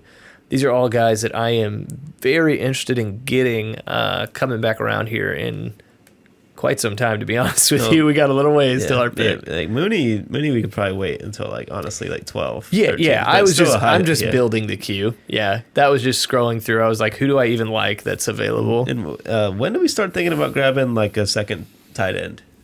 A second tight end? It's going to be my last pick, honestly, because I'm never going to take Waller out. Yeah. So it's even then I might not grab a backup tight end because I can just waiver somebody because it's a single tight end league. TE3 Logan Thomas. Dude, this is still on the board. I'm not taking Logan Thomas. You can't make me. Come on. I'm not doing it. He's good. He's good at football. He is. He is good. I believe in him. But I don't. I have Waller. I'm not going to take a tight end. And you know what? Truthfully, I think that's the right process. Because there's the only time I'm going to take Waller out is for bye weeks and injury, and I can waiver that. Yeah. Because that's the type of player I'm going to get towards the back of the draft anyways, is somebody I could waiver. So one tight end is all you need. There goes Zach Wilson. Carson Wentz is also off the board. So I don't think Fitz is going to make it back to us because there's two dudes who don't have their second QB. So I'm going to not count on Fitz coming back to us. But if he did, that'd be nice. I'd like that. I'd be down for that. No, they're going to pick Deshaun Watson. Trust. Nah, big trust. Oh, man. Hey, how about Drew Brees? Drew Brees! Being at the Jags. Still got it today. Still got it, Still baby. got it. Ain't nothing changed. I don't know what he was doing in Jacksonville. How do you just show up in Jacksonville? I have no answer. I was like trying to think through. There was some guy he was hanging out with so it must have been like an assistant coach that he was friends with. Oh, yeah. From the Saints. I guess we hired one of them maybe. Because there was one dude he was just like standing next to talking to a lot. So I'm like, he knows that Jaguars team member somehow. It was an older guy, so I imagine it might have been a guy that Drew like came up with Sean Payton. I was trying to think of somebody that was the Saints assistant that got hired on to Jags coaching staff, but I couldn't think of it. Yeah, I couldn't either. But man, there was a lot of news today. Unrelated. Yeah, a lot of things. We've got like 12 picks to go until we get to pick ours, so we can chat about really we anything. can cover the news a little bit. Let me pull up our notes here. Yeah, there was plenty of things to talk about today that happened. One of them being Teddy Bridgewater being named the starting QB. QB1, Teddy Bridgewater. That was surprising to me, honestly. Yeah, I thought Paul Locke played pretty good in preseason, and it just kind of like my brain just kind of clicked that he was going to be the starter, and then out of nowhere, Teddy emerged from the ashes and was just like, "Nah, dog, I still got it." Yeah, well, Teddy looked good, but I was like, man, your ceiling is so much higher with Drew Lock. But then one of the homies, shout out Tyler Baird, I was talking to him about this on the Twitter sphere, and he was saying he thinks that the process that went into picking Teddy Bridgewater was that their defense is so good and their run game is so good, they're picking the quarterback that's not going to lose them games. Yeah. We actually kind of inadvertently covered all the news. We mentioned all of it just talking about the draft. Bang, bang, bang, bang. We talked about Teddy B being the starter. We talked about Travis Etienne being hurt, obviously, because we drafted James Robinson, so Etienne's out for the season. We talked about Sony Michel being traded because of Darrell Anderson. We talked about Fant's leg issue. We talked about Jameis, and we haven't mentioned Troutman was carted off, but apparently avoided serious injury. But that just furthers the Juwan Johnson hype train. I just want to know, because I've never played at a high enough level to where there's like medical assistance with like carts out to save you. But I want to know how that happens, to where like dudes be like, they twisted their ankle and they're like, bring the card out, Sire, I need it. Like, maybe I'm just being mean. I just don't understand how that happens. Where it's like a dude gets carted off, and like if you own him in a fantasy league, your heart drops. You're like, Hey, sorry, sir. Family podcast. This is a Christian podcast. But and then you get the news later. It's like he twisted his ankle. He's aight. How? Yeah, I think it comes down to whether or not they're going to stay on the field. That's when the cart comes out. Because if they know a guy's not coming back in the game, they take him to the locker room. What just happened?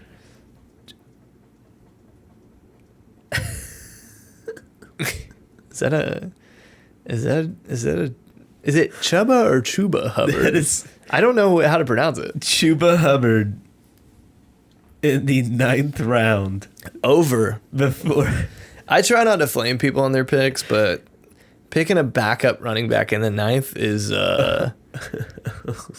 questionable at best. Like, just the running backs, he took him over Michael Carter, Damian Harris, Raheem Mostert, Melvin Gordon. Like, yeah, honestly, I'd rather have Leonard Fournette. I'd rather have David Johnson. Yuck. But yeah, I'm just telling the truth. I'm just being honest. J.D. McKissick, honestly. Smooches. I'd rather have. Kenny Gainwell, I'd rather have. Yeah, that's tough. I don't think Laviska's going to get to us because I know Kevin and a couple of these other guys know the Laviska hype. So I think Kevin's probably going to go Laviska here because he still needs wide receivers to fill out his team. He's got 2 QBs, so he could maybe go 3rd QB, but I don't think he will. I think he's going to go Laviska. So we'll probably be out on Laviska unless he doesn't see him. He might overlook it. But yeah, that is a crazy thing to do, because it's not even like a Tony Pollard or an Alexander Madison, like a guy that like is proven and is a handcuff. It's not even a handcuff. It's like, that's just a dude. That is a dude. It's just a guy. Hey, sir, am I not allowed to cuss on the pod? All right, it's fine, but I'm gonna bleep you out. I'll allow it, but you're getting the bleeps. Okay. Okay, Melvin Gordon, and here comes Laviska. What's the over-under? I'm taking the over. I'm saying Laviska. This is the furious run of the backup running backs right now. Yeah, it's just a bunch of dudes, bunch of corpses being drafted right now. I would bet 50 schmeckles on Laviska. Oh, Tyler Boyd. Oh, I forgot he I loves forgot. Tyler Boyd. Yeah, I totally forgot about Tyler I Boyd. forgot. He is a Tyler Boyd fanatic. Oh, man, oh, man. So maybe we do get Visca. I think there's a chance here that he gets to us, which would be exciting because I like LaVisca a lot. Would we want to pick him there? I think so. I think I will, because the guy behind us has 2 receivers. Oh, yeah. So if we're going to get him, I think we have to do it at 9-11. So we go Visca, and then we can pick one of these kind of slept-on upside Derek guys. Carr. The slept-on upside guys, Brandon Cooks and Will Fuller. We could reach on Corey Davis or try to get him around later. I mean, honestly, because of this league, I don't think people are going to be looking for a third QB too much. So I wouldn't be opposed to... Not Mac Daddy. There he goes. So I wouldn't be opposed to going like a Visca Damian Harris, really solidifying the core of our roster, and then going just value after that, like getting a third QB at 11, whoever's there, even if it's Teddy Bridgewater. I would like to have 3 QBs. I'd go I think Jared Goff would probably be there. Oh yeah, Goff is still here. Yeah, what QBs? Oh, we haven't looked at QBs. Daniel Jones, Sam Darnold. Yeah, one of these guys is gonna be here for us. And I like Jared Goff only because his team will be bad. And Yeah, they're throw the ball. gonna throw it 50 times a game. Even though Dan Campbell's a powerhouse human being, Eat your leg. I'm gonna bite your defense. knees off. I love Dan Campbell. He's such a nut job. Yeah, the only starters left are it's Daniel Jones, Sam Darnold, Ben Roethlisberger, Jared Goff, and Teddy Bridgewater. I mean, there's Jimmy G, but he's a guy that's probably gonna get his job taken about 3 games into the season. So I'm not looking to draft him. But yeah, I'm cool with like taking the risk because there is value here. And we already have stars. A third QB would be a luxury, in my opinion. Because we'll figure it out. We will figure out the QB position if we don't get a third one. Yeah, I think We'll trade. We'll do whatever we got to do when that time comes. we'll be fine. Right now, we've freed up our roster to where we can just draft for value. So we're just going to pick our guys at this point. Yeah. I think we go Visca, Damian. Or do we go Damian, Visca? I think. Oh, yeah, we were saying because he only has 2 receivers that we should go Visca, Damian. And if not... I think if we let Will Fuller sit, then we're going to lose him. I'm fine with losing him compared to LaVisca because I think LaVisca has a higher ceiling. Because Jalen Waddle and Will Fuller do the same thing. There's only one LaVisca on the Jaguars. Jaguars. Go Jags. And they're a bad team, truthfully. The Jags are bad. I've accepted it. There was a brief period. There was a glimmer of hope, but I think this is a team that's going to have to throw the ball more often than not. Paused, reset. What happened here? Oh, they're just giving him 2 more minutes. I'm booing them. Boo. This guy stinks. Yeah, so I think after this pick, we'll probably cut it short. We'll cut the pod after these picks because after this, we're drafting random depth, and that's exciting, but also this is already a 2-hour podcast. Yeah, these are lottery ticket guys at this point. Yeah, we did the important things. We talked about the process of the draft. We walked people through picks that we were talking about. So I'm not too worried about going, hey, here's the random dude we're going to draft in the 15th round. Yeah. We're running long. So we'll speed it up after this pick. We'll cut it short. So yeah, after 9 and 10. and then we'll kind of do a quick little recap of our draft, talk about what we think. After this guy gets twice his turn. Boo. Boo. Boo. Yeah, so I think Visca feels good. I like Curtis Samuel a lot. So these are all guys that I'm looking to get later. Yeah, these are guys I like a lot. Might be like looking in and like hating the Visca pick just because, we would be starting with like parentheses around it, Robinson and Visca weekly. But that won't actually happen. We're just picking the guy by ADP and the guy that we think will get picked early. We obviously could still start Visca and Robinson if there was a good matchup on the board, but we're not locking our team into that. We're just picking the guy that we think is the most valuable at this point in the draft, not the guy that we think is going to be starting every single week for our team. Because realistically, if Visca or Robinson pop off like crazy, we'll probably end up flipping one of them just to build our team a little bit better. Right. Yeah, we're trade addicts over on this side. We love to trade. We trade often. We trade frequently, and that's how you win. You win trades. You win your league.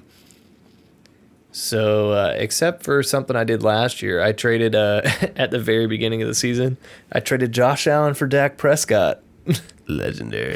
And it was right for about 2 games. I was feeling real good. I was like, oh, it was an even trade. Whatever. Cool. You doubted Stash Allen. I didn't doubt Stash Allen. And you paid for it. I got cursed by your voodoo magic. Wow. Logging on just to draft Michael Carter. All right, we're going Visca, like we said we were going to do.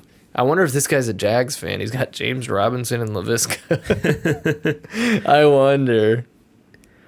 We might not be believers in the Jaguars team, but we are a believer in the Jaguars fantasy players. Oh, yeah. You don't have to be a good team to have fantasy value. So, and again, that was an ADP play because we knew this guy needed receivers. He's already got 3 running backs.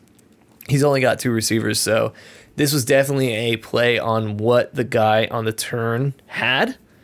And he's probably going to go receiver, if I had to guess. So that's why typically if I didn't know what that guy was going to pick, honestly, I probably would have gone Damian Harris just to give us some running back depth. But I'm pretty confident he'll make it back to us. And if not, that's fine. We've still got Will Fuller. We could go a QB. There's plenty of options if we don't get Damian. I'm not stressing about it. But if I did, I'd be pretty excited about it. Yeah, I'm really liking our team.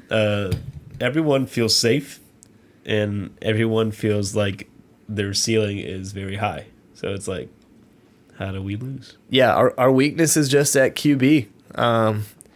And because the QB scoring isn't great, I'm not worried about it. I'm not really stressed about our quarterbacks. I think they're going to be fine. There's going to be days where it's going to hurt, but we'll get through it. Yeah, I mean, we'll be fine. And okay, cool. So Damian Harris makes it back to us. Awesome. He did go a running back though, which was interesting. Very scary. So Damian, lock it in, or are we considering a QB? I say Damian and lock it in. I don't think anybody in this league will be taking Jared Goff as a QB3, and we just kind of snag him later on. Yeah, Damian Harris was a great pick there. I'm gonna go ahead. Hey, let me teach you guys a pro strats here. Oh, good Davis. In Sleeper, always fire react your picks. It's an elite move. React all your own picks. It's like liking your own Facebook posts. Exactly. It's so powerful. If you don't believe in yourself, no one will. Yes. Who's going to believe in you if you don't? Okay, so let's go over our roster, and then we're going to close it out. Picks. Let's start with picks. Let's go. We went Darren Waller with our first pick. And again, that was back to what we were talking about with tight end premium. You saw Travis Kelce was player number 8. Based on what he had, and Waller was only 30 points behind him. So, and that's at a onesie position. We have an extreme advantage now at that tight end position. I'll let you take the next guy while I'm looking up. I want to see exactly where Waller landed last year. Yeah, Zeke, I already kind of briefly talked about him. He had in fantasy consensus terms, a very underwhelming year last year to everybody that drafted him as like RB3. You were probably picking him at his ADP, like 1.3, 1.4. That was very underwhelming for where you drafted him. At the end of the day, he was still in RB1. He had Andy Dalton, random dude off the street playing quarterback for him half the year. Was still a very serviceable fantasy running back. So his floor only goes up, and his floor, as we see, was RB9 in PPR last year. So a very safe and very high upside pick at 2.2 for us. Yeah, so back to Waller real quick. Waller was the 16th best player in fantasy football, and we have that in our tight end slot, a position that doesn't score a lot. So we have a huge advantage compared to the field right now. So anyways, we went Jalen Hurts. We talked about him a lot, so I'm not going to talk too much about him. Rushing floor, 4-point TD. That's the focus here. Yep. Then we moved on to James Robinson. I mean, you going in, or do I have No, to? you got it, man. I'll toss it to you.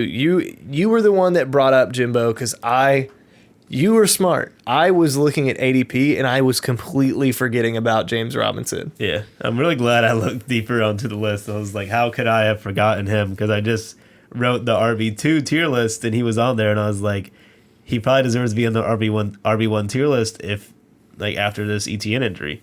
But yeah, I mean, last year, debatedly, you can probably say that there is no way the Jaguars offense isn't at least a little better than it was last year.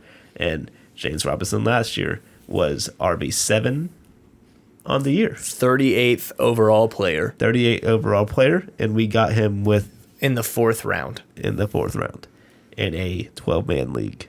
I am too dumb to do the math. But that's very, like, 38 overall includes quarterbacks, which typically score much higher than positional players. So honestly, like, in a 1 QB league, you're talking about bottom second, actually mid-second round ADP. We can figure this out for Jimothy.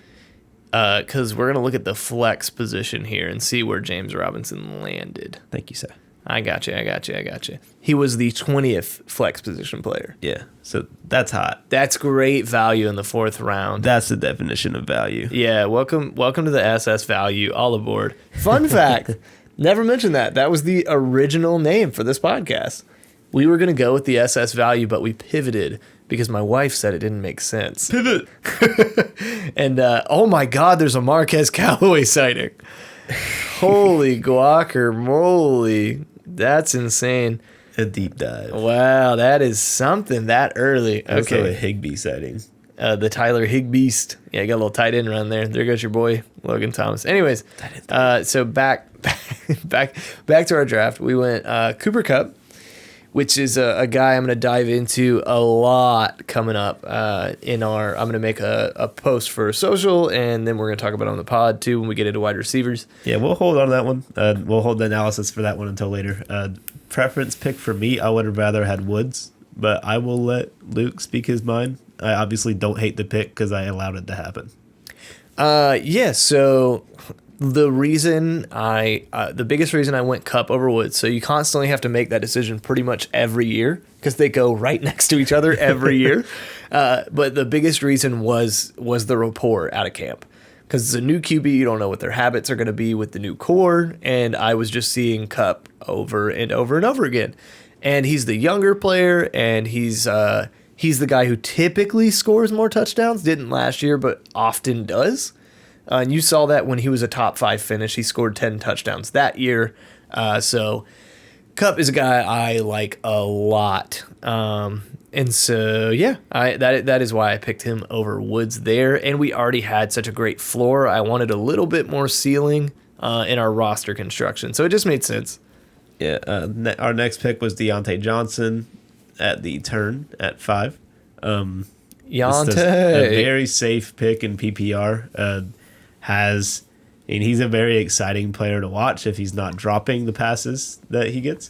But his floor is very solid. He gets a lot of targets, and his ceiling is very, very high because when he gets the ball in his hands, he's very good at making plays. So, I mean, we got him as our wide receiver 2. He could easily end up, in my eyes, to be a wide receiver 1. We got him in the 5th round. That's value to me, baby. It's all about the value. Then next we went Brandon Ayuk. He was drafted highly, touted highly, was excited. Twitter was really excited about him. I'm not sure if excitedly. Yeah, that's a word, but context didn't make sense. Yeah, I was like, what's he going with I this? didn't know. I was trying to make it rhyme. Yeah, so Twitter was excited about it. Everyone was pumped for Ayuk, and then he went out and met expectations. Guy played great, balled out, passed the eye test, passed the stats test, passed every test in the book. So we talked a little bit about that statistic we gave earlier, that ADP game. Debo's a guy I like a lot, and I'm not afraid to draft him. But if I'm facing the choice between the two, I'm going to take the guy who's being drafted at a higher ADP. So yeah, that was Ayuk, and the potential with Trey Lance is through the moon for that offense, man. They could be something fierce. Oh yeah. So at our 8th pick, we got Baker Mayfield. I don't think there's anything to hate on this pick. His upside is clear. He's shown out the first season he played in. He was very good when he took over, and then his season after that, he was just kind of average. And this year, he was kind of average. At the end of the season, he really picked it up a notch. So we're kind of waiting to see if he actually puts it all together this year. I think he's in the perfect scenario to do so. I mean, his team is really good. His defense is really good. His offense just keeps adding weapons for him. Just a safe floor play. And his ceiling isn't too low. I think he could sneak into like QB 11, QB 10 very easily. Yeah, there's a real world where he ends as a low-end QB1 this year. And I think one of the biggest reasons is this is the first year Baker has ever had the same system twice. We haven't seen Baker in the NFL play in the same system yet. That's the turnover rate they've had with the Browns coaches because they have been awful. But Stefanski has been great. Really excited about what he's doing with this team. And I believe, I've always believed in the talent of Baker. I never believed in the staff they had put around him. But this is the first time I've been like, yeah, they're a great team. They're going to be really good. So we have high expectations for the Browns, which is a weird sentence to say. Yeah. We recently picked Visca and Damian Harris, but I don't think we really went into detail on why we like Visca so much. Yeah, we didn't dive in too deep.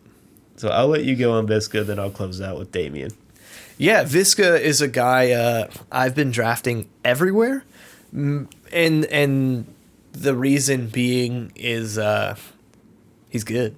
That guy's good at football. Hey, pretty good. Yeah, he passed the eye test, and he had some fantasy relevance last year on a team that was awful, and a team that had Gardner Minshew. And now you've got the unicorn, Trevor Lawrence, coming in and throwing a ball. Obviously, that's the obvious boost. But the other thing is Urban has a history of being able to work with yak guys that have yard after the catch ability. And if you look, there goes David Johnson. If you look at the offense from preseason, Urban's biggest complaint was that Darrell Bevel was begging him to not open up the playbook. He was like, don't show your hand in preseason. And Urban was like, please, for the love of God, can we use our actual plays?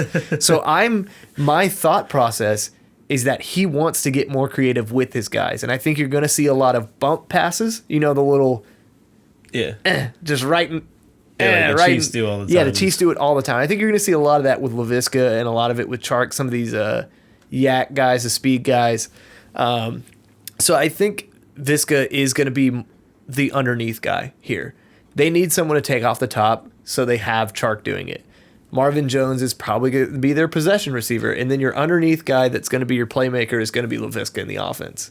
So I'm excited to see what he brings in this new system, and the system to me is still a mystery. I'm not going to assume this is the offense we're running based on preseason. At least we hope not. And even still, 3 of our starting offensive linemen were out against the Saints. And that's not me being a Jags fan and being optimistic, because they look like trash. Yeah. That was a terrible game. But Trevor even still looked fine under pressure. Like, he was still making as many plays as he could. But yeah, having your 3 best offensive linemen back can do nothing but help. It can't make it worse. Yeah. And so I'll go a little bit on Damian.